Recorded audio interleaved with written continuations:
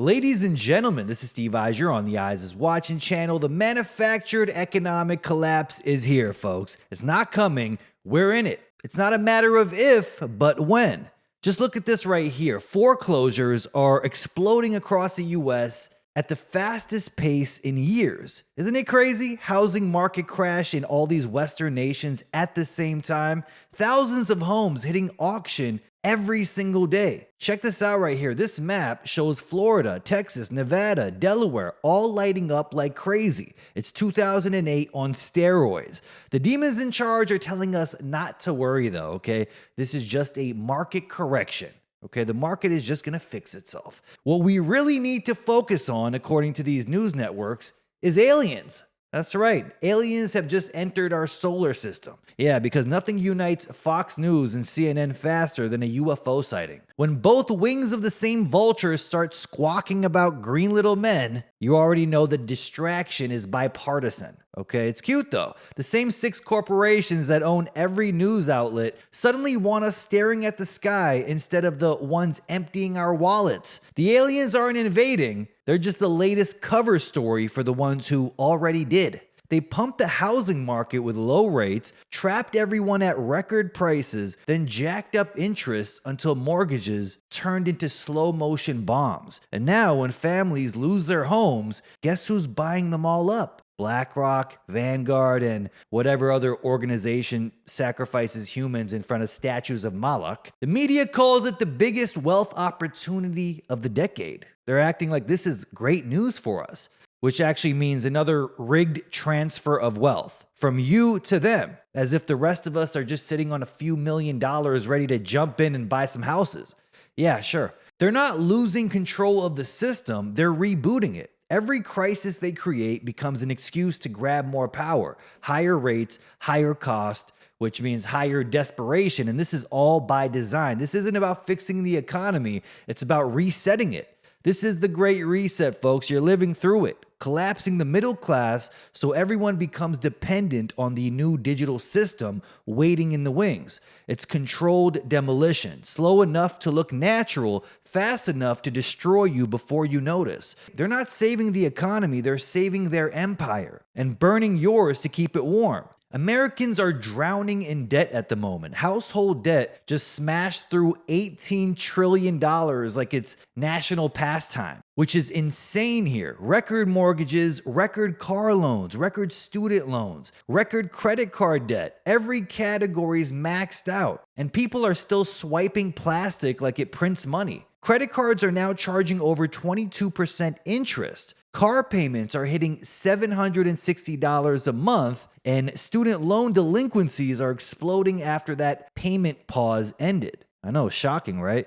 Turns out people didn't magically get richer while waiting. Defaults are spreading across all Western nations at the same time. Subprime car loans collapsing, student loans imploding, and credit card delinquencies at their worst since Obama was selling his BS. It's not because people don't work, they're working harder than ever. Wages just aren't keeping up with inflation, and the rich are popping champagne while the middle class decides which bill not to pay this month. Lenders have slammed the door shut, so now people can't even borrow their way out anymore. And right before the holidays, wage garnishments are kicking back in. Millions about to watch 15% of their pay disappear before they even touch it. That's billions sucked straight out of the economy. While the media tells us not to panic, nothing to see here, okay? It's going to be a soft landing and everything's going to go back to normal. You see the record debt right now? Notice how it keeps going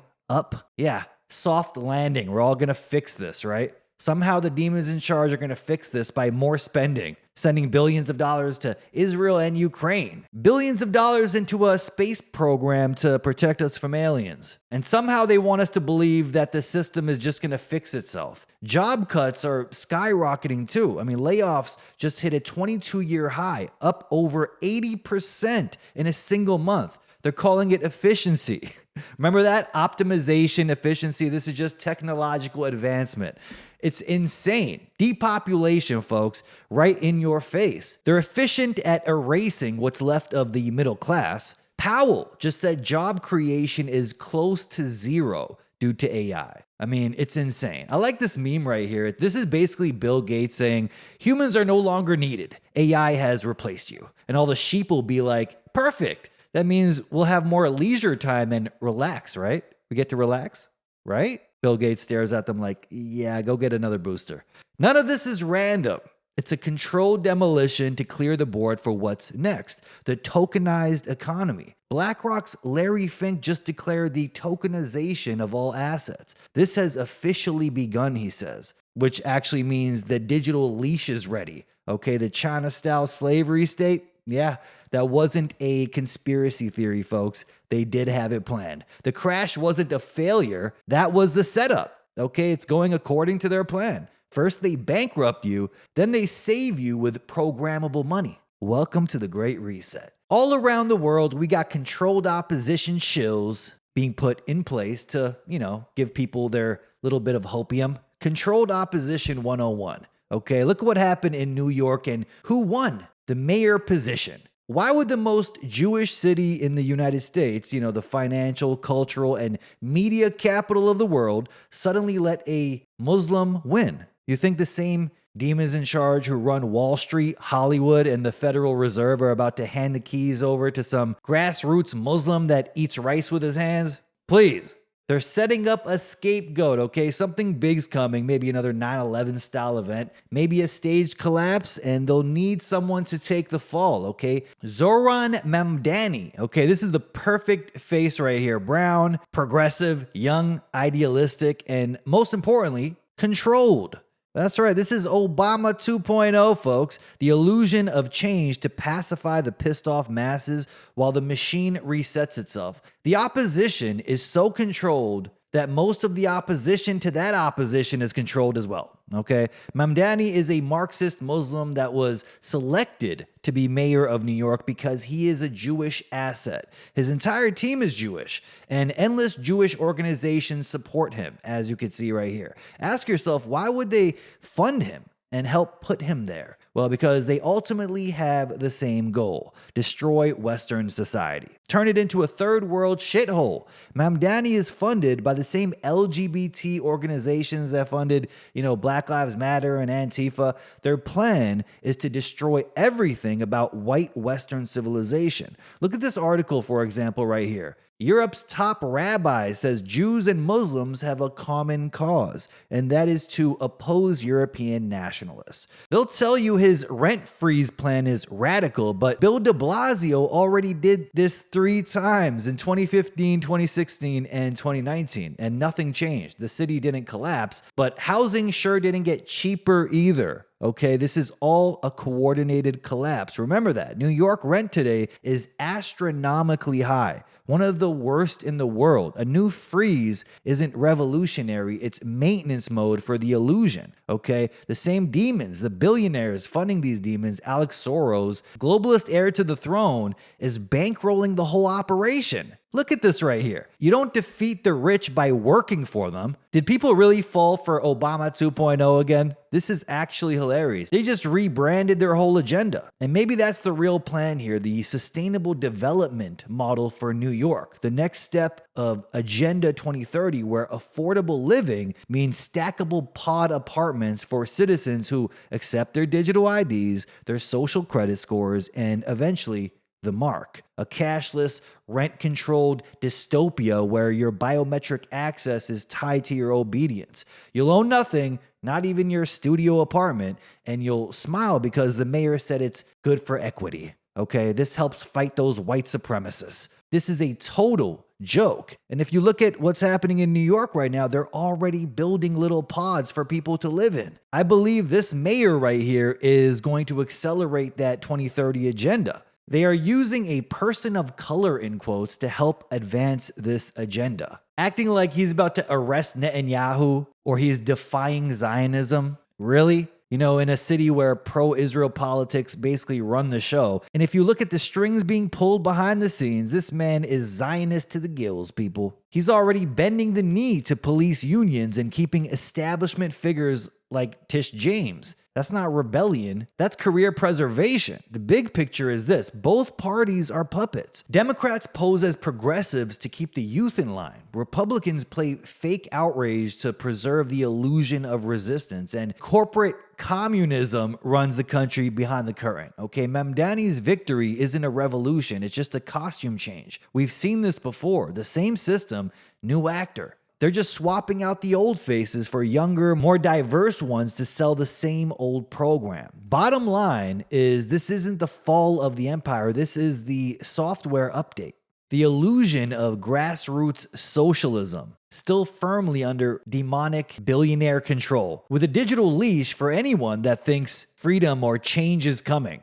Zoran Mamdani received over $37 million from a Soros-funded organization. I wonder why Jews would want him in charge of New York like that. Can anyone explain that to me? Now get this, how the supremacy divides and conquers from Sam Parker on X. Zionist Jews blame Democrats, liberals, Arabs, blacks, and browns, Muslims, Islamic supremacy, and Islamic terrorism for the problems. They team up with anti-Zionist Jews, blame Republicans, conservatives, whites, Zionists, Christians, European colonialism, white privilege, white supremacy, and Nazis for the problems. That's why they lead both sides. They try to get the entire world population to choose one of these two sides. The result is everyone in the world blames everyone else except, the main culprits at the top. Perfect synergy, Sam Parker says on X. Starting to make sense why they fund both sides. Breaking, Zoran Mamdani has announced an all-female transition team stacked with Zionist executives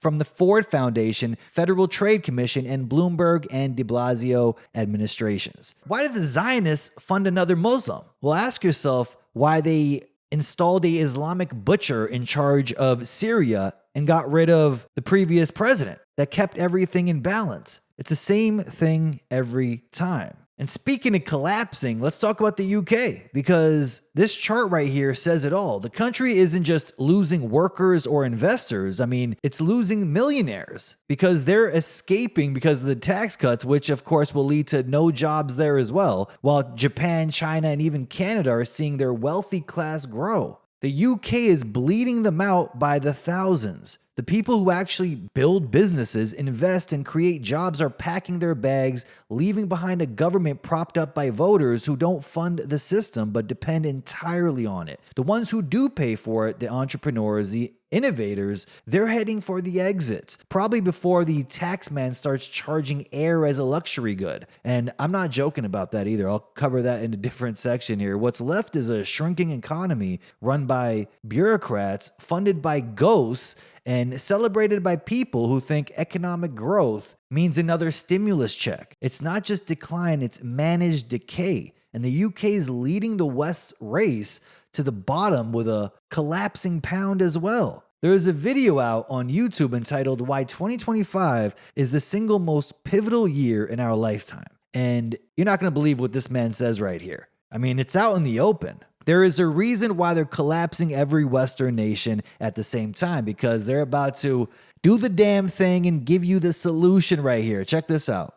Peter Layden lays it out right here. They're looking to form a one world government, no joke, it's out in the open, and install a digital slavery system, CBDCs, digital leashes on everyone where, they program your money, force you to buy big pharma slop for food, repeated injections just to keep the system active. Look at this. Early days of building a 21st century civilization. And so when you think about that, you go beyond the technology. That's like the foundation. And so the next thing up, I think, from technologies, you start thinking, okay, well, what could you build with those technologies? What kind of an economy would you want to build? The economic system that the United States has been based on, that has worked for essentially the top 10% for sure, and certainly for the top 1%, has not been working for 80%. And it's gotten to the point where they just have had it. So as crazy as it sounds, we could be at a point in the world right now, in 2025, where we are watching the beginnings of a shift from financial capitalism, born and raised out of the Enlightenment, to essentially some version of a sustainable capitalism. We're going from a world of representative democracy, which was a brilliant move forward, to essentially a digital democracy. There you and we're have also it. going to go from a world of nation states, which again was a great breakthrough from empires and colonies of the past, to some kind of global governance that coordinates the 10 billion people on this planet. Wow. That's the level of change I think we're actually heading into. That's the level of change I think your kids are going to be wrestling with, and that's the level of change I think America is going through now. And the quicker we start to wrap our heads around that challenge and the kind of scale of the invention we're up to, the better off we're all going to be. That was a threat as well, and he's trying to be excited about it. One world government, and the quicker you and your kids accept it, the better you're going to be. A cute little subliminal threat right at the end there, okay? You see what's happening here? Everything is starting to make a lot more sense. 2025 is the most pivotal year of our lifetime, okay? And there it is. He said the great progression, the polite name for global control. When he says sustainable capitalism, he's talking about centralized capitalism, programmable money, universal basic income, and your survival tied to your compliance. They call it equality. It's really digital slavery dressed up as efficiency. Digital democracy, he says. That's not freedom, okay? It's verification through an app, constant scanning and biometric scans, your identity, spending, and movements monitored and scored and restricted at the tap of a screen. And look at this right here, just to drive the point home. Tony Blair and Oracle's Larry Ellison just announced their plan to merge every citizen's data into one global platform so AI can understand the country. Their words, not mine. Every financial record, medical file, and digital footprint fed into one machine to decide who qualifies for what. I mean, this is the conditioning phase right here when they keep talking about AI, the part where they train the public to worship AI as something godlike. Smarter than humans, they say, okay? So when it denies you access, lowers your social credit score, or deems you non-essential, there's no one left to argue with, okay? You can't appeal to a machine. The system becomes the judge, jury, and executioner, while the people behind it claim it's just the algorithm. We can't debate it. We can't argue against it. I mean, it's AI, thousands of times smarter than us. You got to accept it and move on. And how is the AI stuff tied into Project Bluebeam and aliens? Well, get this. Like I said, we are in the conditioning phase to convince people that AI is so much smarter than us that we must accept anything it says, that once it tells us that aliens are about to invade our planet, we need to immediately believe them, okay? You can't argue against AI. As you can see here, AI system achieves 600 times speed breakthrough in the search for signals from space. Notice how they're tying it to literally everything. So once AI comes back and says, yep, aliens are real and aliens want you to join the Galactic Federation, form a one world government, we're all going to accept it. Because we're going through the conditioning phase to brainwash people into believing AI is some kind of godlike thing, okay, when really it's a demon. That's right. Remember this? A while back, they said they're creating a demon in a computer through AI. So when they talk about uniting world governments under one management system, it's not about peace. It's about containment. So Peter Layden said, 10 billion people are going to be controlled under this new AI system, one world government. 10 billion people? No. They can't cram everyone into digital zones until the population drops. They need fewer people, okay? More control and tighter grids. So before they launch their new global order, something big has to happen, a crisis that makes total centralization and, one world government coming together look like the solution to all these problems. A financial collapse, a manufactured war, or maybe something out of this world, okay? An extraterrestrial threat. Something that makes the masses beg for unity. Project Bluebeam.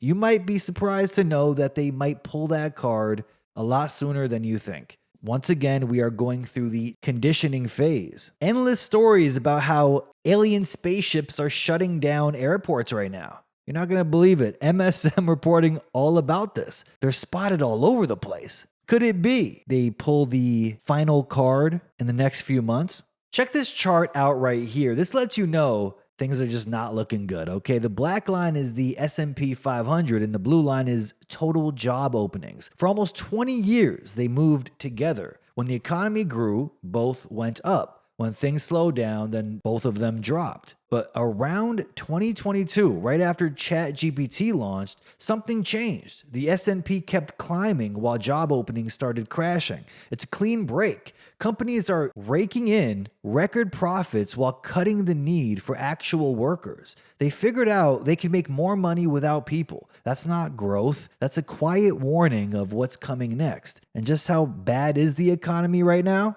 Well, even the strippers are saying the country's broke. You know, we've officially hit rock bottom, folks, okay, when the strippers start saying it. Forget the stock market or government reports. We don't need that BS. The real recession indicator has always been under those dim lights, stripper poles, and terrible rap music. Because strippers usually know first when the money's drying up. Why? Because half the corporate world spends its bonuses in these clubs. So the consultants, the bankers, the I just closed the deal crowd, all those guys who think they're the wolves of Wall Street until their company downsizes them into, DoorDash workers. Now even the girls are leaving, strippers. According to this interview they did with a bunch of dancers across the country, the clubs are empty. The tips are gone, and the parking lots that used to be packed are now dead zones. Managers are saying business is worse than 2008. In some places, dancers are finishing shifts in debt to the club. That's right, they're paying to work. In New York, strippers are losing apartments. Oh, boo-hoo, right? In the Midwest, they're leaving with under $100 after double shifts. And even in tourist cities, things are falling apart. When Vegas and Miami are struggling to sell that fantasy, the illusion is collapsing, folks. One dancer said her club made more money during COVID than they're making now, which is terrifying considering, back then the world was shut down and people needed to scan QR codes just to enter these clubs. But that's the thing though, strippers aren't economists, but they're good indicators of recessions because a lot of disposable income is spent in these spots. So if they're going broke, it lets you know that a lot of the corporate people are going broke as well. When men stop throwing money at strippers, it's not because of morality, okay? They didn't become born-again Christians. It's out of misery. They're broke, stressed, and stuck in survival mode. Libido dies right after hope dies, okay? So when the strippers who are selling pleasure can't pay rent, we're past the point of economic slowdown, okay? The money is evaporating at every level. Even the escape industries, okay? Sex, entertainment, nightlife, are collapsing under the weight of inflation and digital displacement. The strip club, once the last place people went to feel human, is now just another ghost of the pre-AI economy. And that tells you everything you need to know. If the bankers are skipping the lap dances, it's not just a recession. It's a warning that the old world's already dead. And what's coming next isn't a recovery, it's the transition from a cash economy to a controlled one, from physical exchange to digital surveillance, from human touch to biometric tracking. And who knows, maybe eventually virtual reality headsets and virtual reality strippers, okay? Because the real strippers were just the first to notice the lights dimming and the economy crashing. The rest of society is about to find out that the party's over. And I know it sounds crazy, but strippers are generally the best indicators of either a recession coming or even a Great Depression. And they're saying they're all out of jobs. No one's coming to strip clubs anymore. Now there are a few theories what this new world might look like. The first is the AI economy, where automation replaces human labor completely. A small group of engineers, data scientists, and executives will run the show while the rest of society fades into permanent unemployment. People keep saying this is going to be progress. The machines are freeing us from work. And, Bill Gates was saying, don't worry, we're going to, break it down from a 5-day work week to a 2-day work week. This is going to be perfect for all you people. But really, it's just a way to centralize production and eliminate the human element from the economy altogether. Then there's a universal basic income, which a lot of these leftists love jumping up and down for, like it's the best thing ever. Oh, free money. It sounds great until you realize it's not really income, it's access. You don't earn it, you're granted it. And it's digital, programmable, and fully trackable through a central bank digital currency system. You'll be given just enough to survive, but only if you play by the rules. One wrong opinion, whether in private or online, one non-compliant purchase, and suddenly your digital wallet stops working. The way they're selling it right now is, equity, equality, and being compassionate. Okay, this is a way to solve poverty, but it's control, just flat out, disguised as charity. And when you've got one of the head reptiles outlining the infrastructure for total worldwide control, just know they're all working together to install a system that's already been built behind the scenes. Right now, it's all about fake emergencies and manufactured disasters to greenlight this digital new world order. Larry Fink wasn't warning us, he was announcing it when the BlackRock CEO casually says the digitization of all currencies and financial assets will happen worldwide very rapidly, end quote. That's not financial innovation, that's a global coup disguised as convenience. Once every transaction is logged, traced, and approved through programmable digital wallets, freedom becomes conditional. You step out of line and your access to life itself, whether food, travel, healthcare, can vanish with a keystroke. This isn't about plumbing the system, it's about wiring the cage. People are literally building their own digital concentration camp brick by brick. They don't need barbed wire when they can wrap the chain around your wallet. The next step here is the digital serfdom model. And it's already here. You're not valued for what you create, you're valued for what you consume and how much data you generate while doing it. Every search, every scroll, every emotional reaction becomes a product. They don't need your labor anymore, they need your attention. The economy turns into one big algorithmic feedback loop where people are kept entertained, distracted, and predictable while real wealth consolidates above them. And if that system starts breaking down, there's always the controlled collapse plan. Tear everything down and rebuild it under a sustainable model of total surveillance. Digital IDs, carbon credits, rationed energy, and social scoring, all dressed up as solutions to this global chaos. They got plan A, plan B, plan C. They've got it all figured out here. And it's crazy that most people are just walking into this digital slavery state blindly. As for why they'd want people to suffer or even shrink the population, it actually makes sense from their perspective. In a fully automated world, you don't need billions of workers or consumers. You need a smaller, more manageable population that doesn't question authority and doesn't drain resources. The suffering we're seeing now, inflation, job losses, collapsing living standards, is the conditioning phase. The goal is to exhaust people into submission so that when the new system arrives, they'll accept it just to make the pain stop. They're not just engineering a new economy, they're engineering a new mindset, obedient, dependent, and grateful for digital rations. They want you accepting digital IDs so they can force this one on you. You ready for it? What happens when people slow down on poisonous big pharma slop? Slow down on repeated bioweapon injections that were supposed to wipe them out with the quickness? Well, you clone meat and slide it right into their food supply without them ever knowing. And of course, it comes with no risks at all, they say, just like the COVID vax had no risks at all. We can all trust Bill Gates, right? Yeah, thanks, Billy, our favorite Baphomet in a Bill Cosby sweater, saving humanity one petri dish steak at a time. This is insane, folks. While everyone was distracted with aliens and, grocery prices and TikTok bans, Health Canada quietly deregulated cloned meat. No press release, no label, no warning.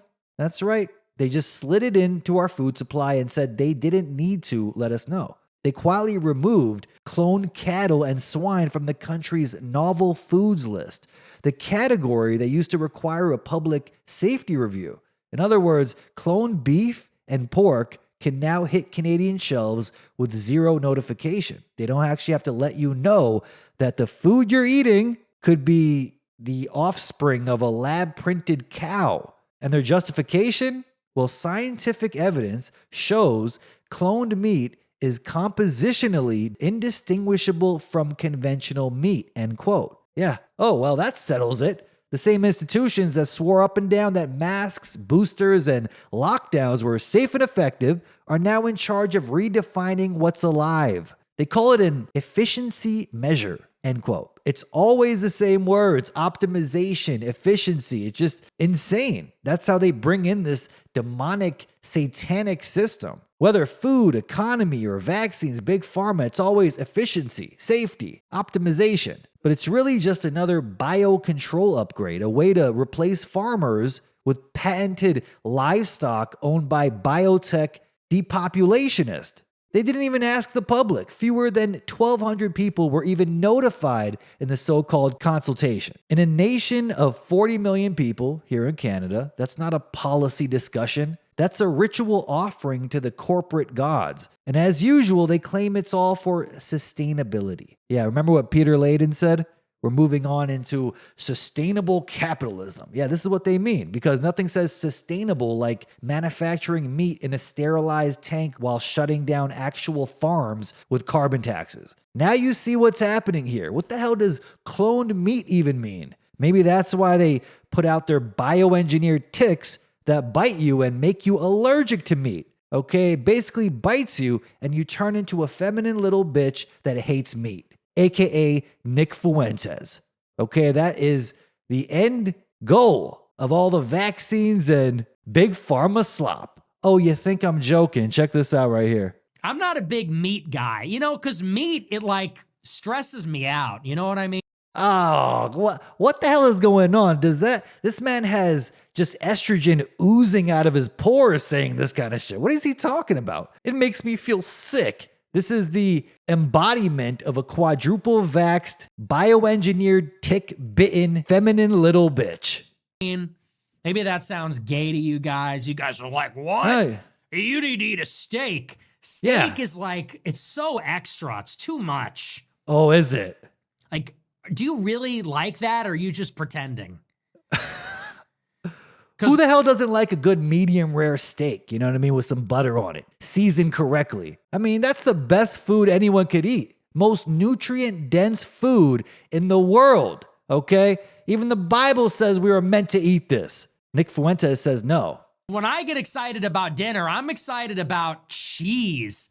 Cheese and French fries. That's what I get excited about. He has the taste buds of a 5-year-old. I like potatoes and I like cheese. Those are my favorite foods.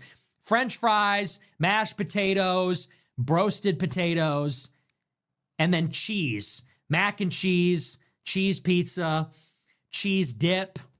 Bill Gates is funding his show, 100%. It's the best. Oh, yeah. And then all these other people are like, no, I like cheeseburger. I like a big slab of meat with nothing. Really? Says the guy who wants potatoes and cheese. I eat meat and it makes me sick. It's like, it's a lot to digest. It's salty. I told you he's bitten by that tick. It makes me sweat. It makes my body temperature go up.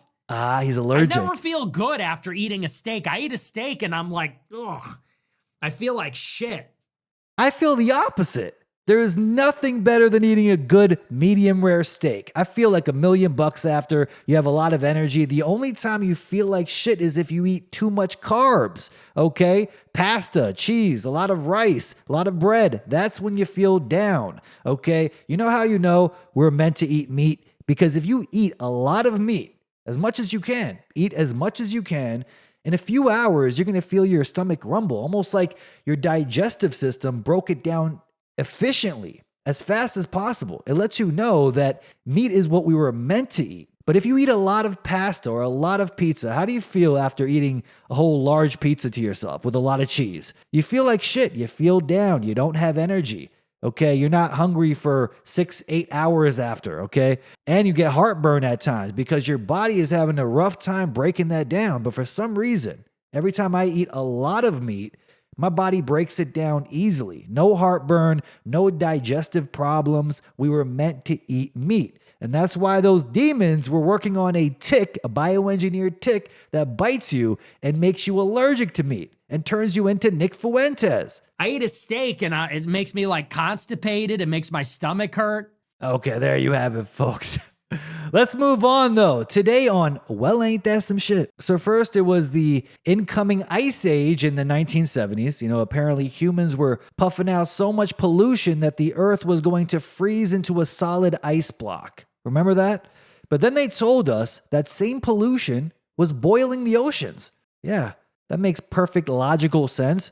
That's right. Welcome to the global warming BS, because obviously you driving your car to work was single-handedly melting Antarctica. Then came COVID. Suddenly humanity wasn't just bad for the environment. We were walking bioweapons that needed to be quarantined, injected, and digitally tagged. So from the same demons that have been pushing climate doom and gloom for decades, they give us this gem right here. Okay, you're not going to believe it. Ready for it?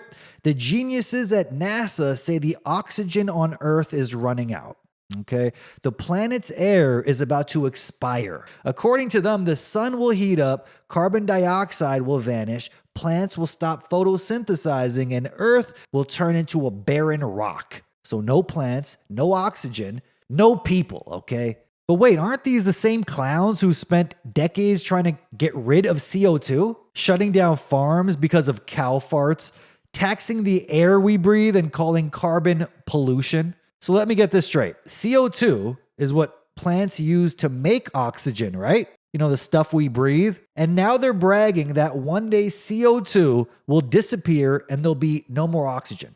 It sounds less like an oopsie daisy and more like the goal. But what about Bill Gates' private jets? Nah, he's too busy saving the planet by grounding you instead. Because apparently it's not the parasitic billionaires that are destroying the earth, it's the farmers. That's right. Shut down those useless farms people don't need. Cow farts are the problem. Meanwhile, these scumbags are flying private jets to COP30 to lecture us about pollution. You seeing the plan yet? Demonize carbon, shut down food production, kill off oxygen, then act shocked when life can't survive. But wait, don't the controllers breathe oxygen too? What are they doing? Well, that's assuming, of course, you still consider them human. Okay, so let's recap. We're all going to die from something. Okay, global cooling, global warming. We're going to freeze and then burn alive, and then climate change, and then viruses if we don't social distance. Illegal immigrants are going to kill us if we don't accept digital IDs. Aliens are going to kill us if we don't form a one world government. And poverty is going to kill us if we don't accept CBDCs. And now we're running out of oxygen. What's next? Mandatory oxygen boosters every 6 months? Maybe. Well, ain't that some shit? But speaking of boosters, Bozo of the Year award, folks. That's right. Guess who it goes to? Matter of fact, it's going to 2 people. That's right. We're going to split the Bozo award in half and give it to 2 certified bozos. Because this is how we absolutely know they all follow the same script. It doesn't even matter what side they're on. Justin Trudeau, ladies and gentlemen, the man that's allegedly dating Katy Perry. Well, he just got his flu shot and COVID booster at the same time. He's like 1,000 shots in, allegedly. Here's a picture of him on Instagram. He just posted this. He's just ecstatic. Look at him. But wait a minute. Didn't Trump just announce the same thing a few weeks ago? He got his flu shot and COVID booster at the same time. What more proof do you need these demons follow the same script? Okay, you quadruple vax clowns, right after you get a double Depop poison clot shot in both arms, considering they even got the real thing. I highly doubt any of these demons even breathe oxygen. But either way, step right on up. Give it up, people. Our favorite reptilian shapeshifters, Trudeau and Trump, and collect your Bozo of the Year awards. That's right. For still trying to convince people to off themselves with lethal slow kill injections. Give it up for the reptiles, folks. Fun fact, the Katy Perry dating Justin Trudeau story is clearly a psyop, to convince us Justin Trudeau is straight. Okay, because it's a total joke. No man that sits like this is into women. Period. Trying to convince us Trudeau is into females is more insulting to our intelligence than trying to poison us repeatedly with vaccines for a virus that was never proven to exist. Okay? We're offended. But there you have it, folks. Bozo of the Year award to Trudeau and Trump. Matter of fact, close runner-up here, Katy Perry. Let's throw her in there too. Well, ain't that some shit? Remember how GMOs were rolled out the same way? Quietly, no labels, no choice, just trust the science.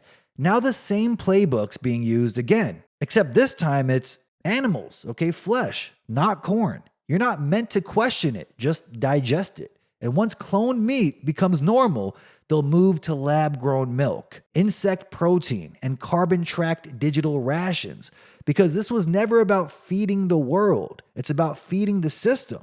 Programmable food for programmable citizens. The farmers get replaced by genetic managers, and you become the livestock in their data farm. So yeah, cloned meat's already here. In our grocery stores. I'm pretty sure in the States and all these Western nations as well. They don't need to let you know that. And it came not with a bang, but with a Billy the Baphomet whisper. The science is settled, folks. The conscience isn't. And the next phase of the experiment just got served medium rare. Always the same blueprint, okay? Control the body, then control the wallet. Poison the food, profit off the sickness, then poison the economy the same way a parasite drains its host. And if you still think this is just a theory, look at the numbers here. According to a new Oxfam report, the top 10 billionaires in America increased their collective wealth by $698 billion in the past year alone. A direct result of Trump's One Big Beautiful Bill, which Oxfam calls one of the biggest upward transfers of wealth in decades. The richest 0.1% will see their tax bills shrink by over $300,000 by 2027, while low-income Americans will actually pay more. That's not an accident, folks. That's all by design here. The U.S. now ranks near the bottom among developed nations for poverty, child welfare, and life expectancy. Yet the same handful of demons that are in charge are getting exponentially richer. So maybe the point was never to grow the economy. Maybe it was to replace it. Turn people from workers into dependents, then from dependents into data. The suffering keeps them compliant. The automation keeps them irrelevant. And the billionaires keep smiling at us from their Elysium ring in the sky. Welcome to the great transition, folks. I mean, we're living through it. It's one hell of a time to be alive, where human beings are no longer part of the plan, just part of the problem. And what if that digital ID rollout isn't meant for everyone? What if it's for the ones who are left after the Depop agenda is successful? The ones unfortunate enough to survive the coming collapse. You know, the lucky few who make it through the purge of economic despair, famine, and digital blackouts. You know, the ones that will be stacked like battery cells in smart cities. Human rat cages stretching into the sky like Hong Kong skyscrapers turned data farms. Their lives will be measured and monetized through systems like Bill Gates' patent 060606. Yeah, you heard that right, 666, filed by Microsoft in 2019 and published in 2020. Yeah, just coincidentally right before the whole COVID insanity took place. The patent is literally called Cryptocurrency System Using Body Activity Data. It describes a setup where sensors track your body's physical or neurological responses as you perform certain tasks, and those movements generate data that can be used to mine cryptocurrency. Basically, your body becomes the power source. The server assigns you a task, your body completes it, your biometrics confirm it, and you get paid in digital currency. You're not working for money anymore. You're earning existence credits for participating in the system. They got it all figured out, huh? But here's what people should be asking. Where is all the power supposed to come from? Okay, you can't run a worldwide AI hive mind with billions of sensors, satellites, and quantum servers on windmills and solar panels. Can you imagine the energy that would be required to run this new AI global system? Even if every solar panel on Earth was used, the grid would still collapse under the sheer computational weight of their smart world they want to engineer. The amount of energy required to power a real-time AI-driven surveillance economy would dwarf anything humanity's ever produced. You're talking about running algorithms that monitor every purchase, heartbeat, movement, and breath across the whole world 24/7. The kind of energy that would require, it would be equivalent to a digital sun, burning through electricity like oxygen. So maybe that's why the demons in charge keep talking about bioenergy, sustainable bodies, and harnessing human potential. Because when they say the future is powered by people, they might mean it literally. The Gates patent might not just be about body-mind cryptocurrency. It's about turning human beings into the power cells of the machine itself. Think about it. Once every survivor is chipped, scanned, and forced into motion-based economies, the human body becomes a miniature battery. You know what movie I'm talking about, right? I don't gotta say it. Will these future smart cities with massive skyscrapers be human battery farms? Right now, we're told the human body doesn't generate much energy. 100 watts here, a few volts there, not enough, clearly. Nowhere near enough power to power these data centers or AI grids. But what if that's just what we're told? What if they found a way to extract energy at the cellular or molecular level, to harness the body's chemical reactions or tap directly into bioelectric currents the same way Tesla talked about pulling power from the air? The cryptocurrency patent proves the intent is there to turn body activity into a measurable, tradable form of output. So if they can already track and monetize your movement, who's to say they aren't already working on a way to harvest your energy too? And maybe that's exactly what the Future Strategic Wars document that NASA put out decades ago was really all about. Smart dust rain from the clouds that end up in our bodies, self-assembling nanobots that help our body generate some kind of energy by movement itself. I mean, you can't put it past the DICs, okay? Fun fact about them saying we're going to need the equivalent of a digital sun to keep the system running. Well, maybe that's what China's fake sun was all about. Okay, they're creating fake suns over there. Maybe that's what they use to generate the energy for this new AI slavery grid they have over there. Now think about that in the world they're building. A post-collapse cashless society where energy, labor, and identity are all fused into one biometric grid. The survivors tagged, scanned, and chipped will generate currency through physical motion, tracked thought, or even emotional responses. You walk far enough or move fast enough, comply long enough, and you get to eat. Stop producing data, stop moving, start thinking for yourself, and the server could cut you off right there. That's the Bill Gates 666 system, a global blockchain of human bodies turned into nodes. Each person, a digital slave in a sustainable economy, powered by flesh instead of fuel. The propaganda will call it eco-friendly, efficient, and fair. But underneath, it's the oldest system in the world dressed up as innovation. It's feudalism, with Wi-Fi and 5G. So maybe this is the end game. Collapse the old world, wipe out the middle class, and digitize the survivors into a living energy grid. The body becomes the new factory. Consciousness becomes a new currency, and suffering becomes a new software update. They didn't just automate labor, they automated life itself. I mean, this patent 666 wasn't just an idea, it was the blueprint for a future where your existence is the product, your obedience, the transaction, and your body, the machine that keeps the system running. Now, Israel wasn't born from divine prophecy or peaceful diplomacy. It was built through old-fashioned terrorism dressed in holy language.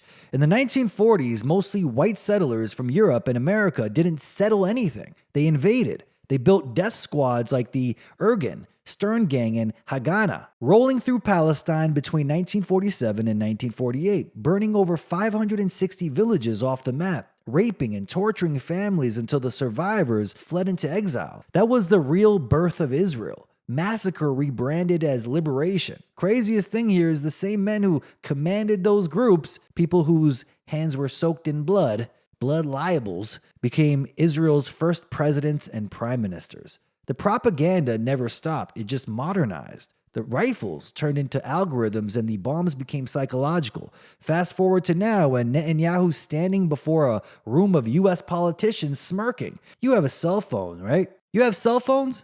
Yeah, you're holding a piece of Israel right there. On the surface, I mean, it might sound like he's just boasting about cool tech that they've invented. But coming from the man who, greenlights cyber warfare and mass surveillance, it does sound like a threat, okay? Especially considering after Israel's recent pager operation, where modified pagers were detonated remotely across Lebanon, killing and injuring hundreds of people, including many civilians and even children, just to remind the world who really owns the digital battlefield. Okay, they can now turn communication itself into a weapon. So every handheld device can potentially be a tool for control. And that same mentality of domination has rotted its way through every layer of the system. Just look at what's happening inside Israel's own military ranks after a video leaked showing Israeli soldiers sexually assaulting a Palestinian detainee, raping him with an object so brutally that it ruptured his internal organs. The military's top prosecutor tried to investigate it, while she ended up arrested and forced to resign, while the soldiers walked free and were praised as patriots.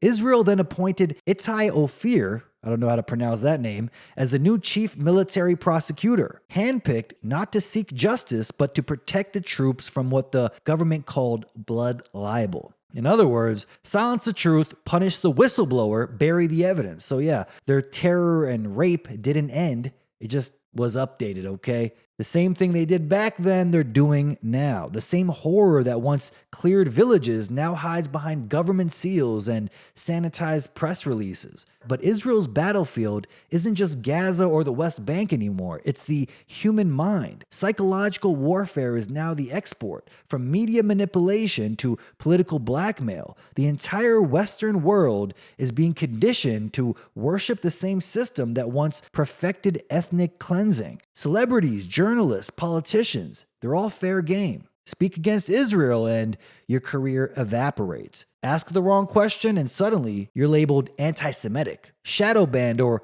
accidentally investigated. Even in America, where politicians like to claim no foreign nation controls us, the mask keeps slipping. The Republican Jewish coalition, supposedly just a lobby group, openly bragged about spending millions to destroy anyone who dared vote against sending Israel more money.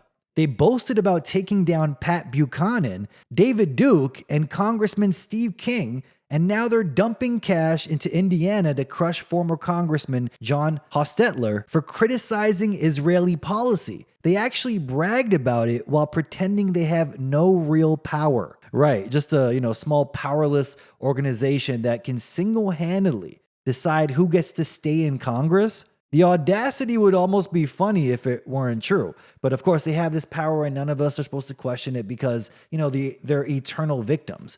I mean, didn't you guys know someone just sprayed a swastika on a building in New York? That's how rampant this white supremacist Nazi mentality is. Oh, oops, that was a Jew.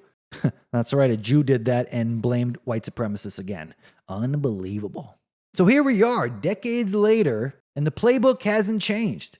The same state that used bombs and rape to carve out land now uses data and dollars to carve out truth. From the burning of villages to the burning of reputations, it's the same operation, only now it's global, digital, and invisible. The terror never stopped. It just put on a suit, shook hands in Washington, and learned how to weaponize public opinion. In 1965, the Vatican suddenly decided it was time to make peace, saying, maybe 2,000 years of blaming Jews for killing Jesus was a bit much. The Orthodox rabbis didn't buy it. To them, it wasn't reconciliation. It was Rome trying to rewrite the ending after losing the plot. Catholic theologians went through an identity crisis, wondering how to fix centuries of dogma without admitting the whole thing might have been built on bad translation. Meanwhile, the rabbis were busy reminding everyone that believing God has a son still counts as idol worship, even if it comes with stained glass and choir music. Historian Karma Ben Joannen's book shows the church trying to hug it out while Judaism kept a polite distance.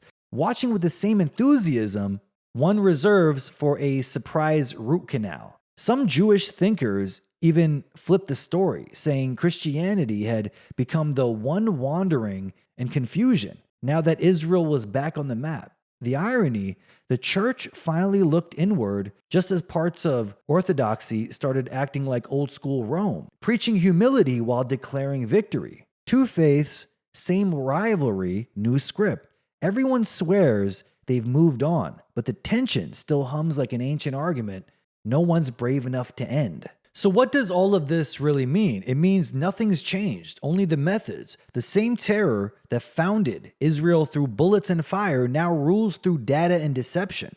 The same spiritual hypocrisy that once justified conquest now hides behind peace talks and tech startups. And the Vatican, it got invaded and rewritten. After 1965, Rome traded its old doctrine for diplomacy, softening theology to align with the New World Order and bury centuries of guilt under the banner of reconciliation with the Jews. The church lost its independence and Israel gained moral immunity, and now both march under the same illusion of divine authority. It's all one ongoing holy war for power. Only now, the battlefield is digital, the weapons are psychological, and the truth itself is what's being occupied. Does it surprise you that the new popes are all LGBT friendly, saying you're a racist if you don't accept millions of illegal immigrants into your country? The same exact desires of many of these Jewish politicians. They're repeating the same exact talking points. Many say the Vatican has been captured. Now back to this insanity in the States. But wait, oh, shut up, Canadian. You hate Americans. Now stay out of our politics, okay? Trump's playing 5D chess. Yeah, that's my favorite line from, people who think politics is a sport instead of a con. God forbid we actually hold these pedos and liars accountable for wrecking their countries. The GOP still hasn't cut a dime, running Biden's bloated budget instead of passing 12 separate bills like adults. The debt's climbing faster than ever. The anti-war guy dropped more bombs than Obama, and the great economy was just a dopamine hit before the crash, of course. The Epstein files, still sealed, like radioactive waste. Trump promised to drain the swamp, but it turned out he just wanted a bigger office in it. They're even talking about suspending habeas corpus, which means letting the government throw you in a cell without even seeing a judge. It's a centuries-old safeguard that stops dictators from locking people up because they don't like their opinions, and Trump, of course, suspended that. Stephen Miller bragged that the administration was looking at suspending it to make deporting immigrants and protesters easier. We've heard that before. Yeah, because nothing says freedom like skipping due process altogether. And the problem here I have is, of course, it's going to be used on the average citizen. What are you, stupid? You think it's only going to be for those illegals? Are you that dumb? And here's the main psyop. They dress it up as protecting America from jihadists. Look, I'm not a fan of Muslim extremists at all, but that's not the point. The trick here is that any criticism of Israel's actions now get twisted into anti-Semitism. So if you question their war crimes, suddenly you're being lumped in with terrorists. And once you've been branded anti-Semitic, well, congratulations. Because under Trump's dream version of America, they could justify detaining you for public safety without due process. Slap a label on you, call you a threat, and disappear you for disloyalty to the Israeli regime. And the icing on the cake? Trump goes to the Republican Jewish Coalition Convention, a gathering fully funded and run by Israeli interests, and brags Israel has never had a better friend than President Donald J. Trump. Just as I promised. We're deporting all the foreign jihadist sympathizers and Hamas supporters from our country, and it's happening very quickly. America first, right? Yeah, sure. If by America first you mean bending over for a foreign government while pretending it's patriotism, the psyop isn't subtle anymore. It's right in your face. They don't even need to hide it because anyone who calls it out gets smeared, censored, or labeled an extremist. This isn't about jihadists or Muslim extremists at all. I hope we can deport all of them. But we know what this plan is. Anyone with criticism to Israel gets that label slapped on them. Due process is gone. Where do you think this heads? That means simply questioning the Epstein stuff could get you an anti-Semitic label because, of course, Epstein was a Mossad agent that worked for Israel to blackmail our politicians. Do you see where this is headed? What just happened at the Republican Jewish Coalition wasn't a conference. It was a full-blown display of control. The same people who claim they're just a tiny, powerless community were hosting billionaires, politicians, and some washed-up celebrities all tripping over each other to pledge allegiance to Israel like it's the 51st state. Lindsey Graham walked on up to the mic and reassured everyone not to worry about evil people like Tucker Carlson or Nick Fuentes, bragging we're killing all the right people and cutting your taxes. Then he called Trump his favorite president because apparently we've run out of bombs. That's how good of a president Trump is, as if genocide was a budget problem, and the crowd roared with approval.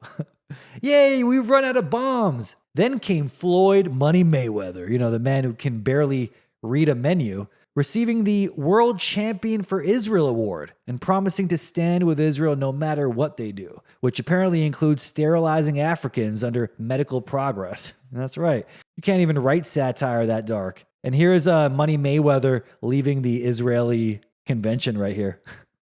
Well, he got what he wanted, Then Mark Levin took the stage, foaming at the mouth, ranting about Tucker, Fuentes, and Marjorie Taylor Greene, calling them traitors and enemies, he screamed. What do you mean we don't cancel people? We cancel all the damn time. And then actually listed past victories like Pat Buchanan, Joseph Sabrin, and John Birch Society as proof. So much for the free speech conservatives, huh? And as if that wasn't unhinged enough, Levin went full mob boss on everyone, declaring that politicians who criticize Israel need to be afraid. His exact words. That's right, you better be afraid, or those pagers might blow up. The phone in your pocket might blow up. That's a piece of Israel right there. They need to be afraid of us, end quote. Imagine the outrage if any other group said that. But here, it was met with applause and champagne. Imagine, a nationalist European leader saying, you need to be afraid of us. They need to be afraid of us. What do you think would happen? But for some reason, Jews are allowed to say that on the world stage. But let me guess your victims, right? Got it. Holocaust. Yeah, 6 million.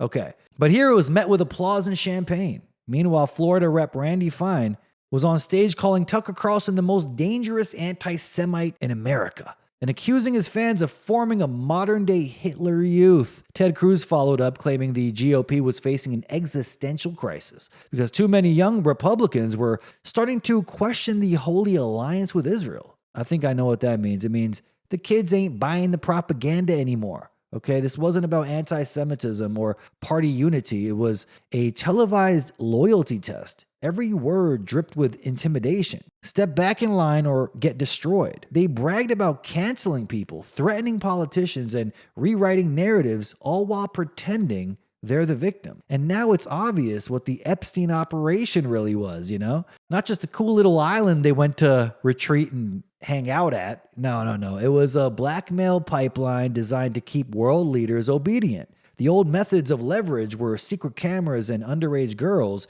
Now it's campaign money, and media defamation. The so-called civil war in the GOP isn't about ideology anymore. It's about ownership. Who controls the leash? The same networks that built their empire on terror, propaganda, and infiltration are now doing it in daylight. Clinking glasses in Las Vegas, the bombs went quiet, but the control never stopped. That's right, they ran out of bombs. Now Trump is talking about bombing Sudan and Nigeria. That's right, and Venezuela. But don't worry, it's for, nationalism and to keep the Africans safe and cartels or whatever. And this isn't new, people. It's the same network, just upgraded for the digital age. Decades ago, the Anti-Defamation League, the ADL, ran what even their own documents call a multi-dimensional counterintelligence operation against the John Birch Society, complete with undercover agents, fake names, planted informants, and media manipulation. They infiltrated offices, stole membership lists, dug up financial records, ran credit checks, even forged meetings under false pretenses just to entrap people and feed unflattering material to the press. Think about that for a second. A private lobby group doing the work of the secret police long before Twitter bans or FBI domestic threat lists existed. The ADL was doing this? Their code-named operatives included cops, bankers, and government insiders. Exactly the kind of people you'd expect to protect liberty, not undermine it.